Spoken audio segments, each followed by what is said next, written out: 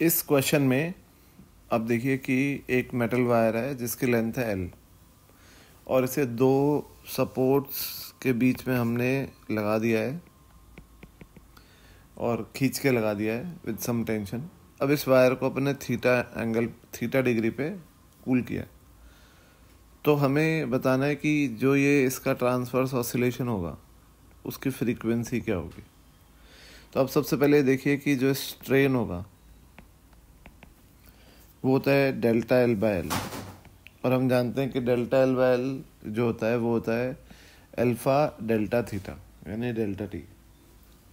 तो स्ट्रेस जो होगा, स्ट्रेस होता है फोर्स अपॉन एरिया और स्ट्रेस होता है स्ट्रेन इनटू यंग्स मॉडुलस, और एफ हो गया अल्फा थीटा गामा ए, ये फोर्स हो गया एफ। अब जो फ्रीक्वेंसी होती है वो होती है 1/2L under root T by mu. तो एफ हो जाएगा 1/2L अंडर रूट टी जो है वो एफ ही है, अल्फा थीटा गामा ए, और म्यू को आप लिख सकते हो रो इंटू ए से ए कैंसिल। तो आप देखिए कि एक तो अंडर रूट गामा के प्रोपोर्शनल है फ्रीक्वेंसी, एक अंडर रूट थीटा के प्रोपोर्शनल है, एक 1/L के प्रोपोर्शनल है, और एक अंडर रूट अल्फा बाय रो के प्रोपोर्शनल है। तो सही ऑप्शंस हुए ए बी सी डी। अब हम चलते हैं नेक्स्ट क्वेश्चन पर। इस क्वेश्चन में आप ये देखिए कि एक यूनिफॉर्म होमोजेनियस सैंपल है किसी सब्सटेंस का, उसको हम कांस्टेंट रेट से हीट सप्लाई कर रहे हैं। अब उसका जो टेम्परेचर है उसका ग्राफ टाइम के साथ प्लॉट करके दिखाया हुआ है, तो हमें सही कंक्लूजन ड्रॉ करना है। अब आप सबसे पहले देखें कि लेट सपोज ये ग्राफ 1 है और ये ग्राफ 2 है। तो अगर हम देखें तो slope of graph 1 is less than slope of graph 2 हमें दिख रहा है। तो अगर हम बात करें कि ऑब्वियसली ये जो फेज होगा ये सॉलिड फेज होगा और लिक्विड फेज बाद में आता है। सबसे पहले ये सॉलिड होगा, फिर ये लिक्विड फेज में आ जाएगा, फिर ये लिक्विड का टेम्परेचर बढ़ेगा, फिर ये वेपर फेज में आ रहा है। तो आपको अगर मैं इसमें दिया हुआ है कि जो हीट सप्लाई हो रही है वो कांस्टेंट रेट से हो रही है, यानी dQ/dt कांस्टेंट है। लेट्स सपोज ये C है, तो dQ/dt होगा ms dt/dt, क्योंकि मास ऑफ सब्सटेंस फिक्स्ड है। ठीक है, तो यहाँ पे आप ये गौर कीजिए कि जो dt/dt है, ये जो ग्राफ है इसका स्लोप dt/dt होगा, तो इसका जो स्लोप है वो है C/ms। तो अगर आप देखेंगे कि अगर जिस लिक्विड का स्लोप कम है उसका स्लोप जिसका कम है उसका s ज़्यादा होना चाहिए। तो इस फर्स्ट वाले ग्राफ में s ज़्यादा होगा, यानी ये सॉलिड फेज है। तो सॉलिड फेज में हीट कैपेसिटी लिक्विड फेज से ज़्यादा होगी। तो एक तो ऑप्शन आ गया करेक्ट ए। अब हम अगर आगे की बात करें कि latent heat of B option की बात करें, तो बी ऑप्शन है कि specific heat is greater in liquid phase, ये गलत है। अब लेटेंट हीट ऑफ वेपराइजेशन की बात करूं तो मैं आपको ये बोलूँगा कि ये जो ग्राफ है, लेट सपोज ये 3 है और लेट सपोज ये 4 है। तो 3 जो ग्राफ है इसमें फेज चेंज हो रहा है और इसमें सॉलिड लिक्विड में कन्वर्ट हो रहा है। तो आप ये देखें कि ये जो टाइम है, ये टाइम मान लीजिए कि ये t1 टाइम है और ये टाइम मान लीजिए कि t2 टाइम है। तो आपको दिख रहा है कि t1 टाइम जो है वो कम है t2 टाइम से। तो आप अगर हम ये बोलें कि हीट कांस्टेंट रेट से सप्लाई हो रही है, तो जो हीट सप्लाई इस टाइम पे होगी वो होगी CT1, और जो हीट सप्लाई इस टाइम में होगी वो होगी CT2। तो क्योंकि C तो कांस्टेंट है और T2 बड़ा है, तो इसलिए Q2 Q1 से बड़ा होगा। अब क्योंकि आप जानते हैं कि जो Q होता है जब फेज चेंज होता है तो वो होता है M/LF जब ये सॉलिड से लिक्विड बन रहा होता है, और Q होता है M/LV जब ये लिक्विड से वेपर बन रहा होता है। ये तो मैं अगर आपसे ये बोलूँ कि इसमें आप जानते हैं कि ये Q जो है Q2 बड़ा आ रहा है Q1 से, यानी इस ग्राफ में Q ज़्यादा है, यानी सेम मास तो सेम ही है क्योंकि सेम सॉलिड लिक्विड फिर बना है, तो सेम मास को अगर हमको ज़्यादा हीट देनी पड़ रही है सेकंड केस में, तो सेकंड केस में वेपराइजेशन हो रहा है, तो इसका मतलब latent heat of vaporization is greater than latent heat of fusion. तो दूसरा करेक्ट ऑप्शन हो गया सी। तो करेक्ट ऑप्शंस हुए ए और सी, और ऑब्वियसली डी ऑप्शन अपने आप में गलत है। इस क्वेश्चन में आप ये देखिए कि इसमें सिचुएशन ऐसी है कि जब दो हमने नॉन रिएक्टिव मैटर के सैंपल्स जो डिफरेंट टेम्परेचर्स पे हैं उनको मिक्स किया है, और एक आइसोलेटेड कंटेनर में हमने उसको रख दिया है, और उस कंटेनर की हीट कैपेसिटी नेग्लिजिबल है। तो हमें बताना है कि जो मिक्सचर का फाइनल टेम्परेचर हो सकता है वो क्या हो सकता है। तो सबसे पहला ऑप्शन है कि less than the lower and greater than the higher. देखिए ये बात आपको पता है कि जो लोअर टेम्परेचर पे होगा वो हीट गेन करेगा, और जो हायर पे होगा वो हीट सप्लाई करेगा। अब जो हीट सप्लाई कर रहा है उसका टेम्परेचर ऑब्वियसली कम होगा, और जो हीट गेन कर रहा है उसका ज़्यादा होगा। तो हायर टेम्परेचर वाला मैटर हीट को सप्लाई कर रहा है तो उसका टेम्परेचर कम होएगा, और लोअर वाले का टेम्परेचर बढ़ेगा। तो जो फाइनल टेम्परेचर होगा वो जो है वो लोअर से कम नहीं हो सकता और हायर से ज़्यादा नहीं हो सकता, क्योंकि अगर वो लोअर से कम हुआ तो इसका मतलब ये है कि लोअर वाला भी हीट सप्लाई करके नीचे गया है, वो हो नहीं सकता क्योंकि आइसोलेटेड कंडीशंस है। तो हीट अगर कोई एक्सचेंज हो रही है तो वो उन दोनों में आपस में ही हो रही है। अब बी ऑप्शन है कि इक्वल टू लोअर और हायर। तो देखिए ये हो सकता है क्योंकि अगर मान लीजिए कि आप इसमें मास की या उन मैटर के अमाउंट की बात नहीं की है, तो अगर एक मैटर बहुत ज़्यादा है और एक मैटर बहुत नेग्लिजिबली स्मॉल है, तो जो फाइनल मिक्सचर बनेगा उसका टेम्परेचर जो ज़्यादा वाला मैटर होगा उसके बराबर भी हो सकता है। इसका एग्जांपल मैं आपको देता हूँ कि जैसे एक लार्ज आइस का ब्लॉक है, उस ब्लॉक पे अपन ने एक स्फेयर को रख दिया, मेटल के स्फेयर को, और वो जो मेटल का स्फेयर है वो किसी टेम्परेचर पे है, छोटा सा स्फेयर है और ब्लॉक बहुत लार्ज है। तो अल्टीमेटली वो इक्विलिब्रियम तभी इस्टेब्लिश होगा जब वो मेटल का स्फेयर 0 डिग्री सेल्सियस पे आ जाएगा। तो ये सिचुएशन में ऐसा हो सकता है, तो बी ऑप्शन हो सकता है। और ये आप जानते हैं कि greater than lower and lower than higher हो सकता है, और दोनों का एवरेज भी हो सकता है। ओके, तो ये था क्वेश्चन। अब हम चलते हैं नेक्स्ट क्वेश्चन पर। इस क्वेश्चन में आप देखिए कि एक ग्राफ गिवन है, एक हाइपोथेटिकल डिस्ट्रीब्यूशन है एक गैस की वेलोसिटी का, और गैस का सैंपल में n पार्टिकल्स हैं, और बाकी सब आपको ग्राफ में दिया हुआ है। और ये भी आपको दिख रहा है कि y एक्सिस पे ने dn/dv को लिया और x एक्सिस पे स्पीड को लिया है। अब सबसे पहले हम बात करें कि ये जो ग्राफ है इसका एरिया, अगर मैं एक छोटा सा एलिमेंट बनाऊं और ये दिखाऊं कि ये dv है, तो जो एरिया होगा एलिमेंट का dA वो होगा dn/dv यानी y coordinate multiply by x coordinate. तो जो dA होगा एरिया वो होगा dn के बराबर, और अगर आप एरिया को इंटीग्रेट कर दें तो टोटल एरिया आ रहा है n के बराबर, यानी n है नंबर ऑफ मॉलिक्यूल्स। तो यहाँ पे टोटल नंबर ऑफ मॉलिक्यूल्स हमें n दिए हुए हैं, तो यानी इस ग्राफ का एरिया n आना चाहिए। तो अब इस ग्राफ का एरिया आप देखें तो इस ग्राफ का एरिया आ रहा है हाफ बेस यानी v0 इंटू हाइट यानी a। ये किसके बराबर है? n। तो a v0 की वैल्यू है 2n के बराबर। तो एक तो ऑप्शन नंबर a करेक्ट हो गया। अब आता है बी ऑप्शन की average speed v average by v0 की वैल्यू क्या होगी। तो हम अगर इस ऑप्शन की बात करें तो हम ये कहते हैं कि देखिए, अगर आप इस ग्राफ को की इक्वेशन बनाएं तो ये dn/dv है, और ये v है स्पीड, और ये है v0, और ये है a।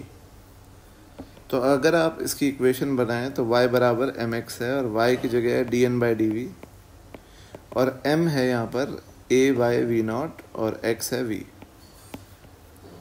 ठीक है, तो यहाँ पे dn आप देखेंगे कि dn हो जाएगा a by v0 into v into dv, पहली बात।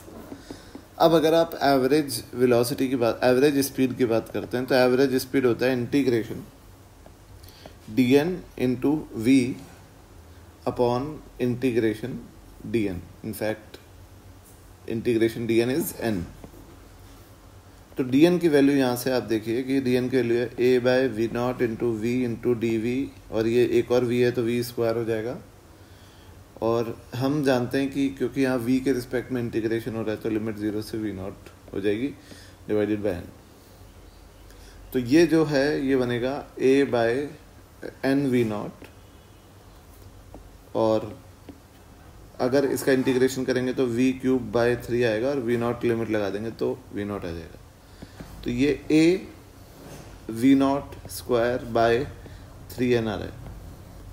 अब आप ये गौर कीजिए कि हमने पहले ही बात कर लिया कि a वी नॉट 2n होता है, तो a वी नॉट को 2n लिख दिया मैंने, और एक वी नॉट रह गया, और नीचे 3 और ये नीचे n है, तो ये v एवरेज आ गया. तो अगर v average upon v not की बात करूं तो ये आ जाएगा 2/3. तो ऑप्शन नंबर बी भी करेक्ट ऑप्शन है. अब अगर इसी तरह से हम v RMS की बात करें तो मैं आपको बोलता हूं कि जैसे dn बाय dv हमारा जो आया था वो आया था a by we not into we.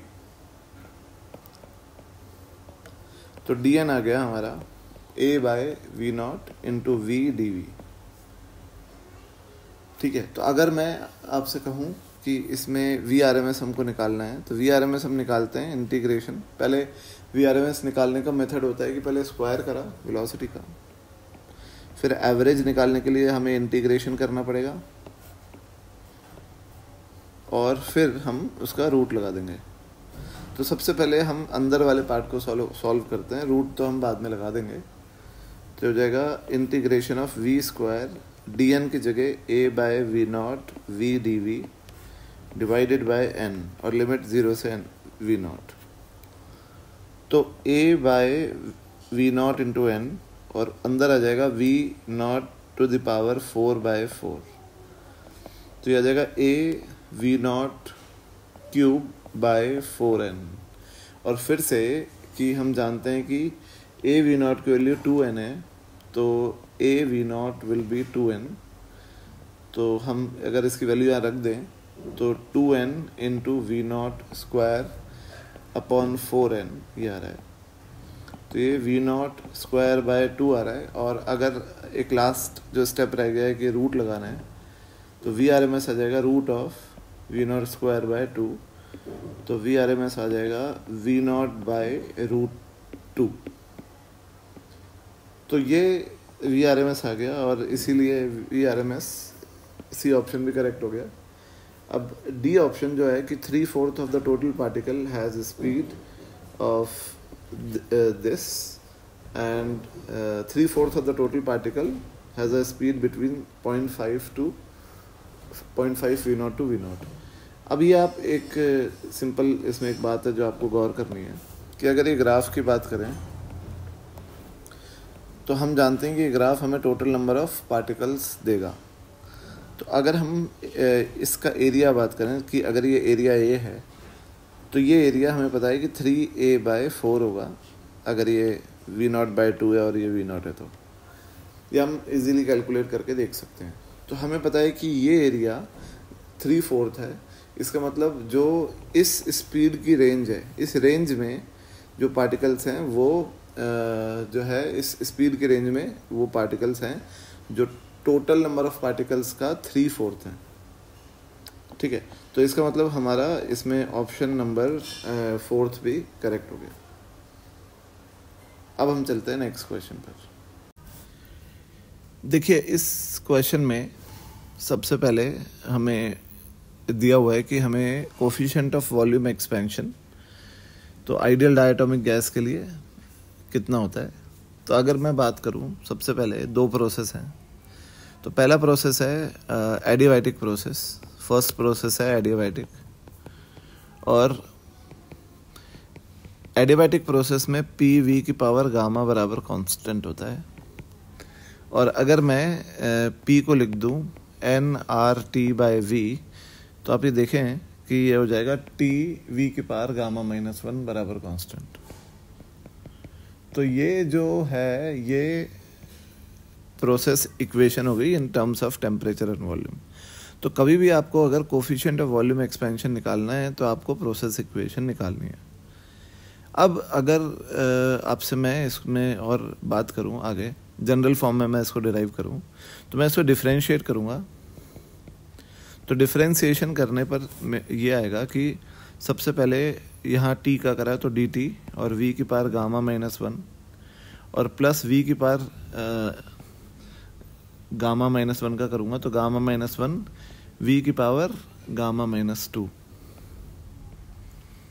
ठीक है, इनटू टी, ये 0 आएगा। तो अब हम जानते हैं कि गामा जो होता है, अच्छा सबसे पहले इसको आप ऐसे भी लिख सकते हैं कि डी टी वी की power gamma -1 will be equal to 1 minus gamma, इसको उधर ले जाके मैंने 1 माइनस गामा लिख दिया, इंटू टी, और इसको मैंने लिख दिया वी की पावर गामा -1 अपॉन वी। तो देखिए ये कैंसिल हो गया। और गामा जो होता है वो आप समझते हैं कि जैसे डीवी क्या होता है कि डीवी होता है, यहाँ पर एक डीवी भी आएगा। तो गामा जो होता है डीवी जो होता है वो होता है गामा वी डी टी। तो गामा हो गया DV upon V D T.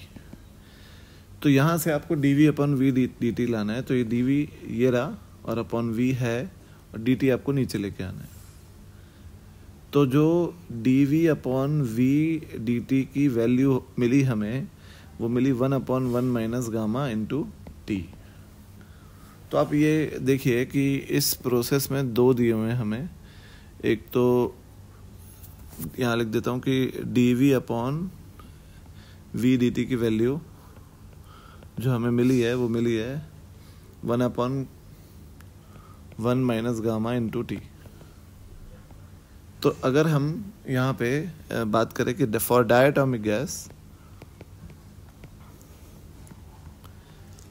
Diatomic gas जो होती है उसका डिग्री ऑफ फ्रीडम 5 होता है और गामा होता है 1 + 2/f। तो गामा हो जाएगा 1 + 2/5 दैट इज 7/5। तो ये वैल्यू अगर मैं यहाँ रख दूँ तो फॉर डायटोमिक गैस और एडियाबैटिक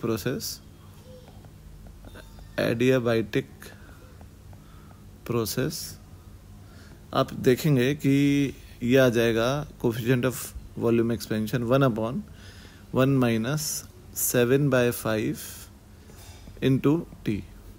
तो ये है गामा आ जाएगा -5/2t। तो एक तो ऑप्शन बी करेक्ट हो गया।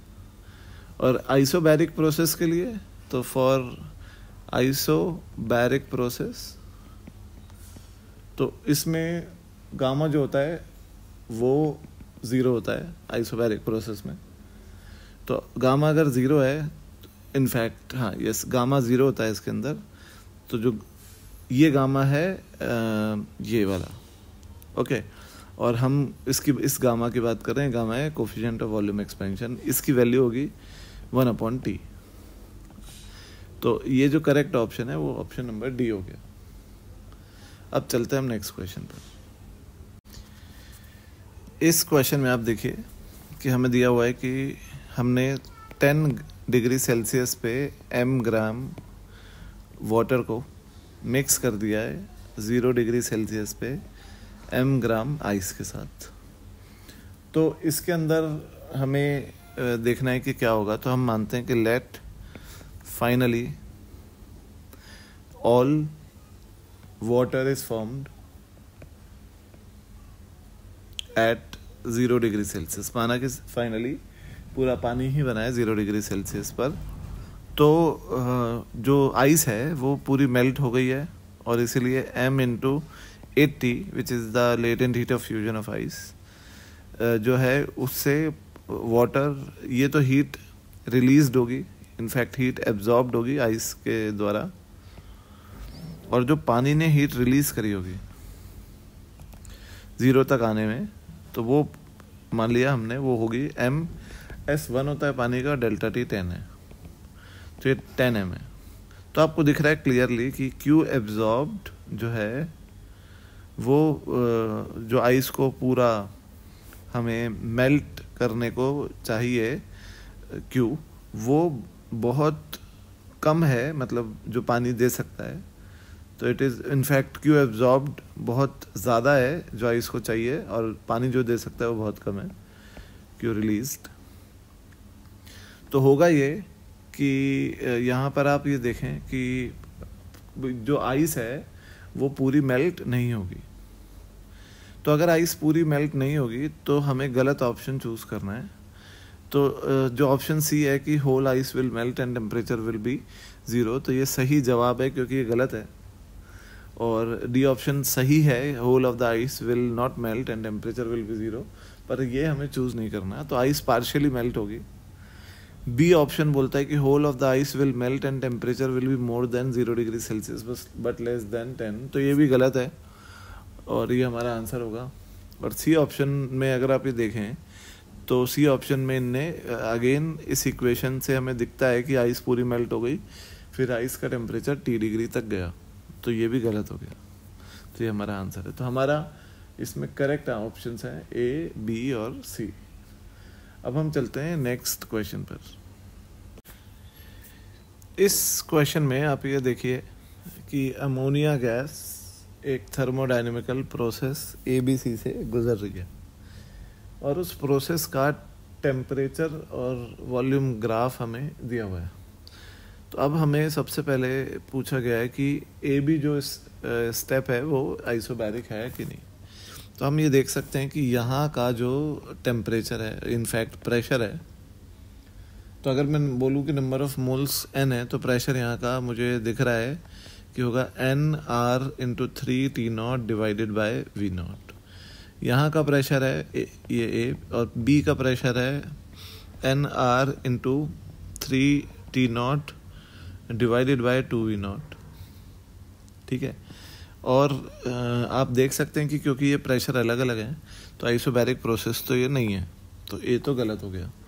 अब work done by the gas is positive in entire process, इसकी अगर हम बात करें तो हम ये देखते हैं कि आपको साफ साफ ये दिखेगा यहाँ पर कि यहाँ पे अगर आप देखेंगे इस प्रोसेस में अगर इन दोनों का मैं एवरेज प्रेशर निकालूंगा तो इसका एवरेज प्रेशर आएगा, या आप देख सकते हैं कि जो इस प्रोसेस का AB प्रोसेस का जो मिनिमम प्रेशर है वो दूसरे प्रोसेस का मैक्सिमम प्रेशर है। तो ऑब्वियसली एंटायरली AB में प्रेशर ज़्यादा रहा होगा और BC में प्रेशर कम रहा होगा। अब अगर ज़्यादा प्रेशर पे गैस का एक्सपेंशन हुआ है और कम प्रेशर पे गैस का कंप्रेशन हुआ है तो जो पूरा प्रोसेस है इसका नेट वर्क डन जो होगा वो तो पॉजिटिव ही होगा, तो B ऑप्शन करेक्ट है। अब इंटरनल एनर्जी की बात है तो इंटरनल एनर्जी टेम्परेचर पे डिपेंड करती है और आप देखें कि टेम्परेचर लगातार कम ही हो रहा है, तो internal energy is continuously decreasing. तो सही ऑप्शंस हैं B और D। अब हम चलते हैं अगले क्वेश्चन पर। इस क्वेश्चन में ये एक गैस है जिसका एक certain amount straight line graph, ये जो ग्राफ है ABC, इसके अकॉर्डिंगली ये एक्सपैंड हो रही है गैस, ठीक है, ये इसमें दिख रहा है और ये एक्सिस प्रेशर है, ये एक्सिस वॉल्यूम है। अब हमें सेम गैस अगर एडियाबैटिकली एक्सपैंड होती तो इसका ग्राफ ऐसा होता, पर ये एडियाबैटिक प्रोसेस नहीं है, ये प्रोसेस तो ABC ही है। अब आप एक बात पे गौर कीजिए कि अगर हम सिर्फ B तक की ही बात कर रहे हैं अभी, तो ये जो पूरा एरिया है जो मैंने रेड से शेड किया है, लेट्स सपोज ये एरिया A1 है, ठीक है। तो ये A1 एरिया है work done in this process, actual process which is 1, माने जो ये AB प्रोसेस है इसका वर्क डन। और अगर मैं कहूँ कि जो ये जो शेडेड रीजन है जो एडियाबैटिक कर्व के नीचे है A2 ब्लू वाला, ये वर्क डन है एडियाबैटिक का, तो आपको साफ साफ ये दिख रहा है कि A1 A2 से बड़ा है, ओके, तो इसका मतलब W1 W2 से बड़ा है। अब दूसरी बात यह है कि यहाँ पे आप ये देखिए कि ए बी में डेल्टा U1 और डेल्टा U2 बराबर है ए से बी में, क्योंकि ये दोनों ग्राफ एक पॉइंट से इंटरसेक्ट होते के चालू होते हैं और एक दूसरे पॉइंट पे इंटरसेक्ट हो रहे हैं, तो जो डेल्टा U है वो दोनों ग्राफ में बराबर होगा। इसका मतलब है कि एडियाबैटिक प्रोसेस में वी नो कि that in adiabatic adiabatic process के अंदर जो डेल्टा U होता है वो लेट्स सपोज ये डेल्टा U2 है, ये माइनस ऑफ वर्क डन के बराबर होता है। ओके, तो डेल्टा U2 जो होगा वो माइनस A2 के बराबर होगा एडियाबैटिक प्रोसेस के अंदर। अब मैं आपसे कहूँ कि जो U1 है डेल्टा U1 वो डेल्टा U2 के बराबर है, तो वो भी माइनस A2 के बराबर होगा। तो अगर हम प्रोसेस ए से बी की बात कर रहे हैं, स्ट्रेट लाइन में जो नीचे आ रहा है कर्व, इसमें अगर हीट सप्लाइड की बात करें ए से बी में, तो वो हीट सप्लाइड होगा वर्क डन जो W1 है और प्लस डेल्टा U1। अब डेल्टा U1 हमें पता है कि माइनस A2 है और W1 A1 है, तो A1 माइनस A2 जो हमें दिख रहा है वो आ जाएगा heat from A to B, और क्योंकि A1 बड़ा है तो ये प्लस ही आएगा, पॉजिटिव आएगा।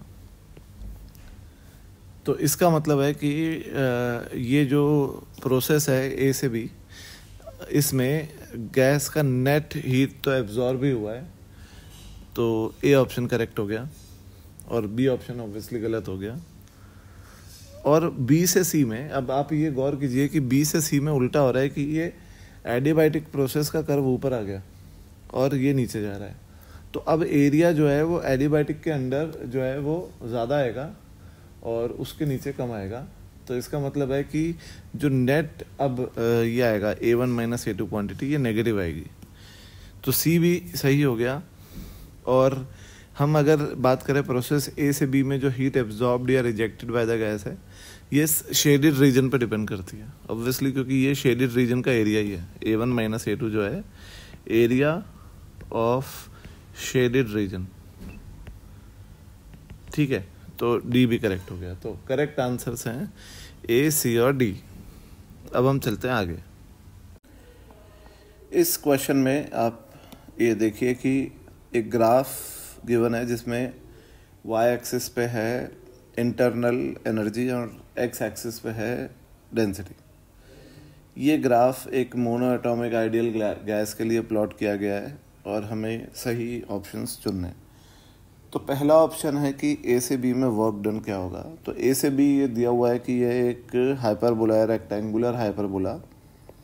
तो ए से बी में यू जो है वो रो के डेंसिटी के इन्वर्सली प्रोपोर्शनल है, और आप जानते हैं कि डेंसिटी वॉल्यूम के इन्वर्सली प्रोपोर्शनल होती है, यानी यू जो है वो वॉल्यूम के डायरेक्टली प्रोपोर्शनल है। अब यू जो होता है उसका मतलब होता है टेम्परेचर, इंटरनल एनर्जी का मतलब होता है टेम्परेचर। तो इसका मतलब टेम्परेचर वॉल्यूम के डायरेक्टली प्रोपोर्शनल है, और ऐसा तब होता है जब प्रेशर कांस्टेंट होता है। तो इस प्रोसेस में प्रेशर कांस्टेंट और यह आइसोबैरिक प्रोसेस है। अब आप ये देखिए कि इस प्रोसेस के अंदर जो यू नॉट है और ये जो इंटरनल एनर्जी का चेंज हो रहा है वो 2 U0 से U0 हो रहा है, कम हो रही है। तो अगर मैं डेल्टा यू लिखूं तो डेल्टा यू जो होगा वो माइनस U0 होगा इस प्रोसेस में। और हम जानते हैं कि जैसे ही आप देखिए कि डेंसिटी बढ़ रही है तो वॉल्यूम कम हो रही है, तो वॉल्यूम कम हो रही है तो वर्क डन भी नेगेटिव होगा।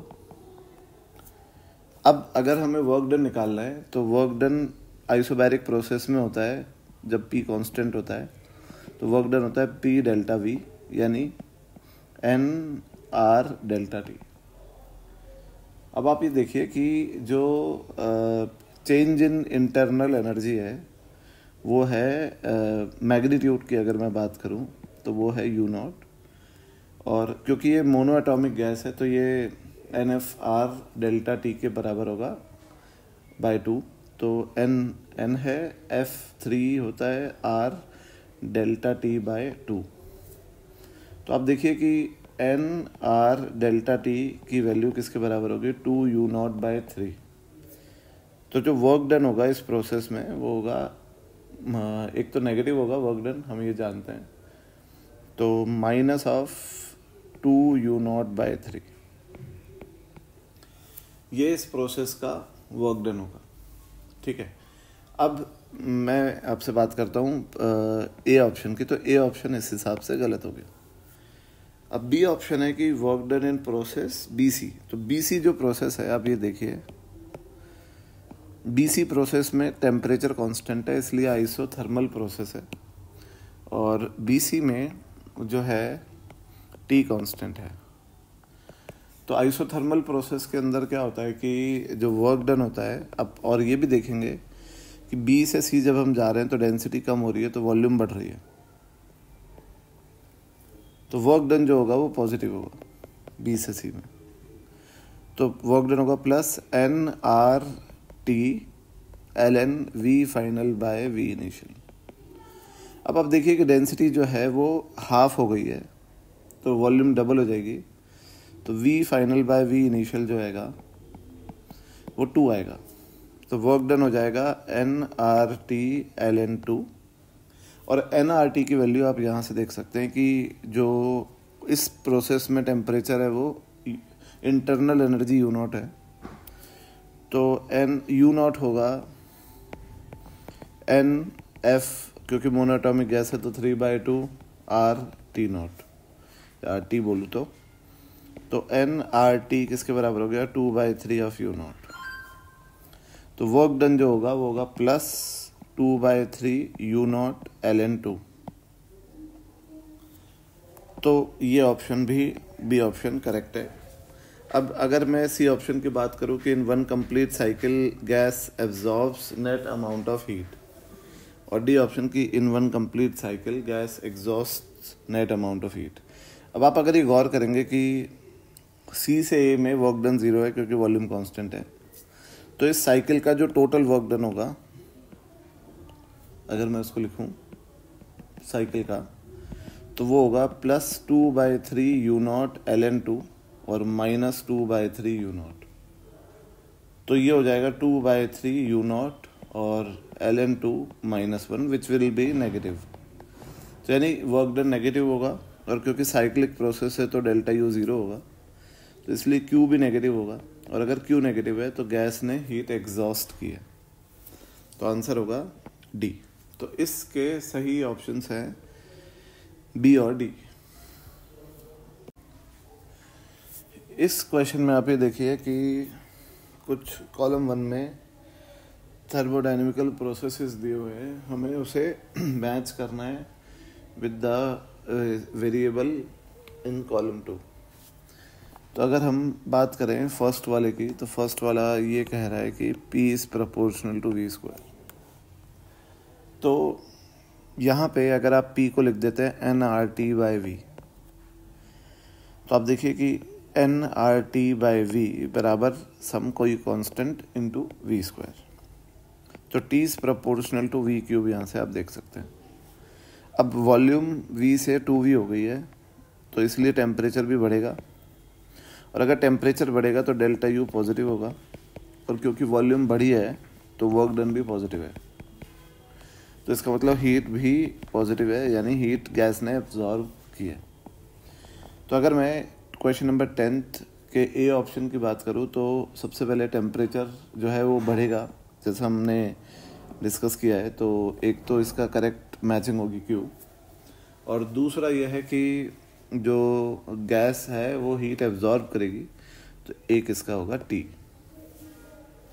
अब हम आते हैं ऑप्शन नंबर बी पे, जिसमें वापस gas twice of original volume तक एक्सपैंड हो रही है, पर प्रेशर 1/v² के प्रोपोर्शनल है। तो मैं इसको अलग कलर से लिखता हूँ। बी ऑप्शन के लिए है कि प्रेशर 1/v² के प्रोपोर्शनल है, तो PV is proportional to 1/v। और हम जानते हैं कि PV तो nRT होता है, तो nRT is equal to some constant by V। तो T is inversely proportional to V। ठीक है, तो ये अब एक इक्वेशन बन गई। अब वॉल्यूम जो है वो ट्वाइस हो गई, तो जो टेम्परेचर है वो कम हो जाएगा। तो एक इसका जो करेक्ट मैचिंग होगी वो होगी कि टेम्परेचर ऑफ गैस डिक्रीजेज, यानी P। अब अगर हमें निकालना है कि गैस लूज करेगी हीट या गेन करेगी, तो हमें Q यहाँ पे निकालना पड़ेगा। तो Q निकालने के लिए अपन इसको एक सिंपल तरीके से करेंगे। हम बात करते हैं कि वर्क डन जो होगा इस प्रोसेस के अंदर वो तो पॉजिटिव होगा, और अगर हम इस प्रोसेस का C निकालें, स्पेसिफिक हीट, तो इसकी स्पेसिफिक हीट आप निकाल सकते हो इस तरीके से कि PV, इनफैक्ट ये PV स्क्वायर बराबर कांस्टेंट। तो ये एक पॉलीट्रॉपिक प्रोसेस है जिसमें R2 है। तो स्पेसिफिक हीट का हम फॉर्मूला जानते हैं, R/γ-1 और प्लस R/1 - R।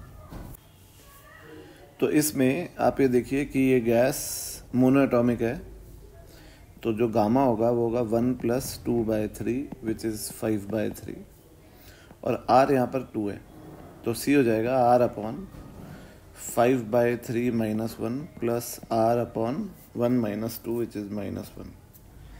तो C हो जाएगा 3R/2 - R। तो ये आपके सामने R/2 आ जाएगा। तो R/2 स्पेसिफिक हीट आ रहा है। और आप ये देखिए कि जो अगर हम बात करें कि हीट की Q, तो Q होता है NC∆T। अब C तो प्लस ही आ रहा है, आप ये देखें, और C अगर प्लस आ रहा है तो जो ∆T है, इसकी बात करूँ, अगर वॉल्यूम बढ़ रहा है तो टेम्परेचर कम हो रहा है, तो ∆T नेगेटिव।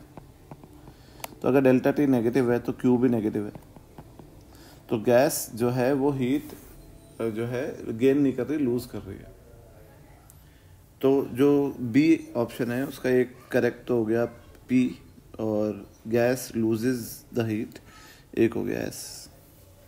अब अगर हम बात करें C ऑप्शन की, जिसमें pressure inversely proportional to volume और उसकी पावर 4/3, तो C ऑप्शन के लिए मैं बात करूँ, P is inversely proportional to V की पावर 4/3। तो ये जो प्रोसेस है इसमें भी आप अगर देखें तो PV is proportional to 1/V की पावर 1/3। ठीक है, तो PV जो होता है nRT होता है, तो nRT is proportional to 1/V की पावर 1/3। तो T जो है वो वॉल्यूम के इन्वर्सली प्रोपोर्शनल है, यानी वॉल्यूम अगर बढ़ रही है तो T कम होगा। तो इसका मतलब ΔU जो है वो नेगेटिव होगा, ये तो तय है, वर्क डन पॉजिटिव होगा। तो टेम्परेचर तो कम होगा, तो अगर टेम्परेचर कम होगा तो हम बोल सकते हैं कि जो C ऑप्शन है इसका सही होगा कि temperature of the gas decreases, यानी P। और अगर हम उसकी बात करें गैस हीट गेन करेगी कि लूज करेगी, तो अगेन यहाँ हमें वो निकालना पड़ेगा। तो यहाँ आप देखिए कि R जो है वो, अगर मैं इसको ऐसे लिख दूँ कि PV की पावर 4/3 कांस्टेंट है, तो R यहाँ पर 4/3 है। तो जो C होगा वो होगा R/γ-1, यहाँ पे गामा है 5/3, और प्लस R/1 - R, R है 4/3। तो C होगा, यहाँ हो जाएगा 3/2, और ये हो जाएगा 1 माइनस ये, तो -3R देख सकते हैं। तो इसके हिसाब से यह दिख रहा है आपको कि -3R/2 आ रहा है, और टेम्परेचर कम हो रहा है, तो ΔT वैसे ही नेगेटिव हो गया। तो जो Q है वो आएगा NC∆T, तो Q प्लस आएगा, और वो इसीलिए प्लस आएगा क्योंकि ये भी नेगेटिव है और ΔT भी नेगेटिव है। तो गैस हीट एब्जॉर्ब करेगी। तो अगर गैस हीट एब्जॉर्ब करेगी तो एक ऑप्शन इसका करेक्ट होगा D। और D ऑप्शन जो है वो है कि एक आइडियल मोनोएटॉमिक गैस है, वो इस तरीके से एक्सपैंड हो रही है कि उसका प्रेशर और वॉल्यूम का बिहेवियर ऐसा है। अब ये ग्राफ के बारे में हमें कुछ नहीं दिया, तो हम ये देख सकते हैं कि सबसे पहले आप ये देखिए कि वॉल्यूम बढ़ रही है तो वर्क डन तो प्लस होगा, और अगर वर्क डन प्लस है और हम बात करें टेम्परेचर की, तो यहाँ पे पी वी कम है और यहाँ पर पी वी ज़्यादा है, तो टेम्परेचर भी बढ़ रहा है क्योंकि पी वी ही टेम्परेचर होता है। तो डेल्टा टी भी पॉजिटिव और डेल्टा यू भी पॉजिटिव, विच मीन्स कि क्यू भी पॉजिटिव, यानी गैस ने हीट एब्जॉर्ब भी करी है। तो डी ऑप्शन में भी एक तो ऑप्शन होगा कि टेम्परेचर जो है वो बढ़ेगा, तो एक तो क्यू हो गया और एक गैस ने हीट गेन करी है और एक टी हो गया। तो ये मैट्रिक्स मैच के करेक्ट आंसर्स है। अब हम चलते हैं नेक्स्ट क्वेश्चन पे। इस प्रोसेस में आप देखिए, इस क्वेश्चन में ये हमको मैच करना है ग्राफ के डिफरेंट प्रोसेसेस को। तो सबसे पहले जे से के की बात करता हूँ। तो जे से के में आप देखोगे कि वॉल्यूम कांस्टेंट है और प्रेशर कम हो रहा है, तो इसका मतलब टेम्परेचर भी कम होगा। और अगर टेम्परेचर कम हो रहा है तो डेल्टा यू नेगेटिव, और वर्क डन क्योंकि ज़ीरो है, क्योंकि वॉल्यूम कांस्टेंट है, तो क्यू जो होगा वो नेगेटिव होगा। तो अगर जे से के प्रोसेस की बात करूं तो इसमें एक तो डेल्टा यू नेगेटिव है, तो एक तो ये वर्क डन ज़ीरो है, तो क्यू भी नेगेटिव होगा। तो वर्क डन का कोई ऑप्शन मैच नहीं होता। और अगर बात करूं क्यू की, तो क्यू नेगेटिव है, तो ऑप्शन एस इसका आंसर है। अब अगर बात करें के से एल की, तो प्रोसेस के से एल में आप देखें कि प्रेशर कांस्टेंट है और वॉल्यूम बढ़ रहा है, तो टेम्परेचर भी बढ़ेगा, तो वर्क डन पॉजिटिव और delta U positive, which means कि क्यू भी पॉजिटिव होगा इसके अंदर। तो के से एल में क्यू पॉजिटिव है, यानी एक तो आर ऑप्शन करेक्ट हो गया, और एक वर्क डन पॉजिटिव है, तो एक पी ऑप्शन करेक्ट हो गया। अब आता हूँ मैं एल से एम में। तो एल से एम में अगेन वॉल्यूम कांस्टेंट है, प्रेशर बढ़ रहा है, तो टेम्परेचर भी बढ़ेगा, तो वर्क डन ज़ीरो और डेल्टा यू पॉजिटिव, तो क्यू भी पॉजिटिव। अब अगर मैं प्रोसेस एम जे की बात करूं, तो आप देखिए कि एम पे जो टेम्परेचर है, अगर मैं बात कर रहा हूं एम जे की, तो टेम्परेचर एट एम मैं लिख रहा हूं P V by N R से। तो पी जो है एम पे वो है 20 और वी है 20, तो 20 इंटू 20 बाय एन आर। और टेम्परेचर एट जे की बात करूं P V by N R से, तो ये है 30 इंटू 10 बाय एन आर, तो ये हो गया 400 बाय एन आर, ये हो गया 300 बाय एन आर। तो आपको दिख रहा होगा कि जे पे टेम्परेचर कम है एम से, तो अगर हम एम से जे जा रहे हैं तो टेम्परेचर कम हो रहा है और डेल्टा यू नेगेटिव होगा, और क्योंकि वॉल्यूम भी कम हो रही है तो वर्क डन भी नेगेटिव होगा, डेल्टा डब्ल्यू भी नेगेटिव होगा, तो क्यू जो है वो इन दोनों का सम होता है, तो वो भी नेगेटिव होगा। तो इसका ऑप्शन करेक्ट होंगे, एक तो वर्क डन नेगेटिव यानी एक तो क्यू, और एक क्यू नेगेटिव यानी एस। ठीक है, तो ये क्वेश्चन था। अब हम चलते हैं नेक्स्ट क्वेश्चन पर। इस क्वेश्चन में आप देखिए कि हमें दिया हुआ है कि एक कंटेनर है जो सराउंडिंग से आइसोलेटेड है, पर उस कंटेनर में कुछ आइस है, और दूसरा कंटेनर है जो सराउंडिंग से आइसोलेटेड है पर उसमें कुछ वाटर है। वाटर का टेम्परेचर 0 से ज़्यादा है और आइस का 0 से कम है। मतलब इसमें ऐसा दिया नहीं है, पर हमें ग्राफ से दिखेगा। और दूसरी चीज़ कि इनमें आपस में हीट एक्सचेंज हो रही है थ्रू एनी कंडक्टिंग मीडियम। तो हमें सही ऑप्शंस चूज़ करना है। तो मैं इस सवाल को अप्रोच कैसे करूँगा कि मैं जो कॉलम 2 है उसमें हर ग्राफ के लिए कंडीशन लिख के रखूँगा पहले से, फिर मैं मैचिंग करूँगा तो वो ज़्यादा इजी रहेगा। तो यहाँ पे मैंने पहले यहाँ पे लिख के रखा है कि जैसे फर्स्ट ऑप्शन है, आप देखिए कि आइस का टेम्परेचर बढ़ रहा है लगातार और वाटर का टेम्परेचर पहले कम हुआ, वाटर 0 पे आ गया, फिर वाटर फ्रीज होने लग गया। तो इसका मतलब ये हमें दिख गया कि ये 0 डिग्री सेल्सियस का मार्क है, तो फाइनल टेम्परेचर 0 डिग्री सेल्सियस है। और वाटर पार्शली फ्रीज हुआ है, क्योंकि पूरा तो फ्रीज हुआ नहीं, क्योंकि आइस भी जब 0 पे आ जाएगी तो इक्विलिब्रियम इस्टेब्लिश हो जाएगा। इसमें आप देखिए कि पहले आइस का टेम्परेचर बढ़ा, फिर आइस का जो टेम्परेचर है कांस्टेंट रहा कुछ समय, यानी आइस का फेज चेंज हो रहा है, यानी आइस मेल्ट हो रही है। फिर मेल्टेड आइस जो वाटर बन गई उसका टेम्परेचर और बढ़ा, इसका मतलब है कि फाइनल टेम्परेचर 0 से ज़्यादा है, तो पूरा पानी बनेगा। इसमें वाटर का टेम्परेचर कम हुआ, फिर वो फेज चेंज हुआ, यानी पूरा आइस बन गया, फिर टेम्परेचर और कम हुआ, यानी फाइनल टेम्परेचर 0 से कम है, कंप्लीट आइस बनी है। इसमें आप ये देखिए कि आइस का टेम्परेचर पहले बढ़ा, फिर आइस मेल्ट होने लग गई और फाइनली वाटर भी 0 पे आ गया, तो ये 0 डिग्री का मार्क है, तो फाइनल टेम्परेचर 0 है और आइस पार्शियली मेल्ट हो रही है।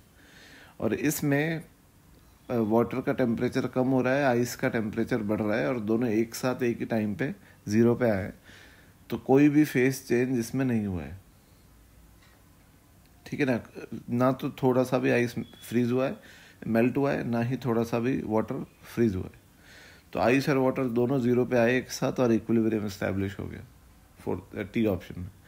तो इसके हिसाब से अब अगर ए ऑप्शन की बात करें कि इक्विलिब्रियम टेम्परेचर जो है वो मेल्टिंग पॉइंट के अबव है, तो इसका ऑप्शन क्यू होगा। बी ऑप्शन की बात करें कि at least some of the water freezes, तो इसमें ये देखिए कि वाटर एक तो इसमें पार्शियली फ्रीज हुआ है और एक इसमें कम्प्लीटली वाटर फ्रीज हुआ है। वो मैं आपको बताता हूँ, ये आर ऑप्शन, इसमें कम्प्लीटली आइस बनी है, तो दोनों होंगे, क्योंकि एटलीस्ट बोला है। अगर ये बोला होता पार्शियली सम वाटर फ्रीजेस, तो फिर हम सिर्फ ये ऑप्शन लेते, पर एटलीस्ट का मतलब कि पार्शियली तो आ ही गया और कम्प्लीटली भी पानी फ्रीज हो गया, वो ऑप्शन भी इसमें आएगा। अब इसमें at least some of the ice melts आया है, तो इसमें एक तो आइस जो मेल्ट हुई है पार्शियली, एक तो ये ऑप्शन एस, और एक आइस जो मेल्ट हुई है कम्प्लीटली, वो एक ये ऑप्शन ये वाला क्यू, तो क्यू और एस। और डी ऑप्शन में equilibrium temperature is lower than the freezing point, तो ये आर हो गया इसका। तो ये पेपर था और हमने कल अपलोड नहीं किया पेपर, तो हम एक ब्रेक लिया है हमने, थोड़ा मेरा कल तबीयत ख़राब था, तो अब मैं आज से वो कल वाला टॉपिक को कंटिन्यू करूँगा। और हमने जो आगे मई में एक रेस्ट डे दिया हुआ है, उसको हम यूटिलाइज करके शेड्यूल टाइम पे ख़त्म करेंगे टेस्ट सीरीज़ को। Thank you.